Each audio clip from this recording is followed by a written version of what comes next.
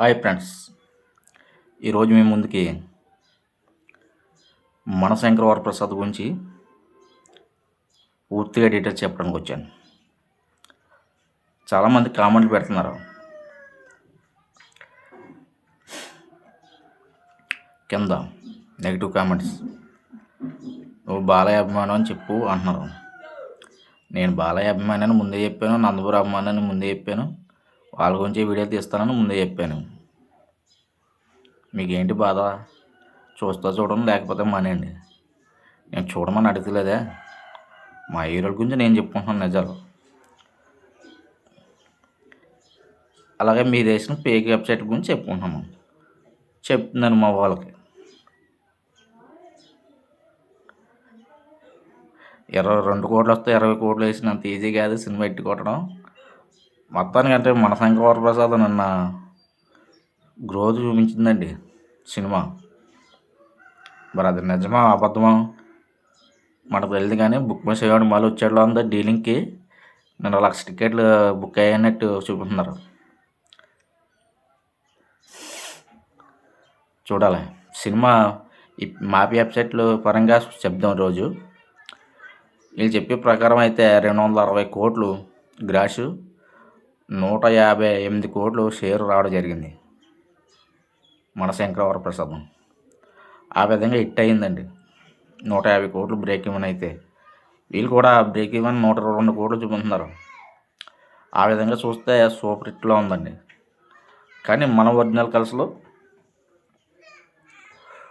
నిన్న 3 కోట్లు వచ్చిందని గ్రాసు, 1,30,00,000 వరకు షేర్ వచ్చింది.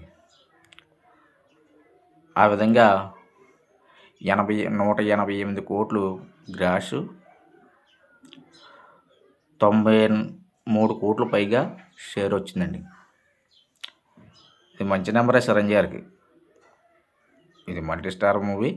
ఆ అనిల్ రాపుడు మార్కెట్ ఇవన్నీ యాడ్ అయింది కాబట్టి కలెక్షన్లు వచ్చాయి. ఇప్పుడు మనం చాలామంది సినీ పోలోడు నిప్పు నాగరాజు గారు, బాలకృష్ణ గారు టోటల్ కలెక్షన్ అంట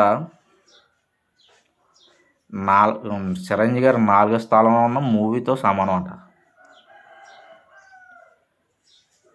ఆ 4వ స్థానంలో మూవీ ఏది చెప్పండి.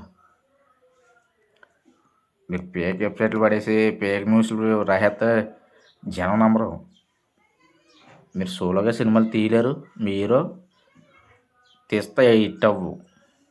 నేను చెప్తున్నాను అన్న నిజం. బాలకృష్ణ గారు కానీ, చిరంజీవి గారు కానీ, నాగార్జున గారు కానీ, ఎన్టీఎస్ గారు కానీ సోలో హీరోల పరంగా చెప్తున్నాను నేను. బాలకృష్ణ గారు 1 డే కలెక్షను, చిరంజీవి గారు లాంగ్ మొత్తం క్లోజింగ్ కలెక్షను సమానం. ఉదాహరణ చెప్తున్నాను. బోలాశంకర్ 49 కోట్లు వచ్చింది.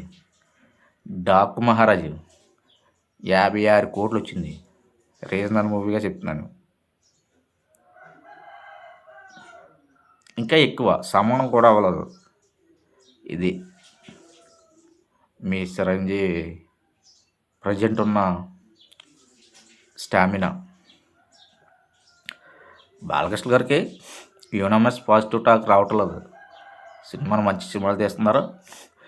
రివ్యూల పరంగా యూనమస్ పాజిటివ్ టాక్ వచ్చి ఉంటే దాని రేంజ్ వేరేలా ఉంటుంది.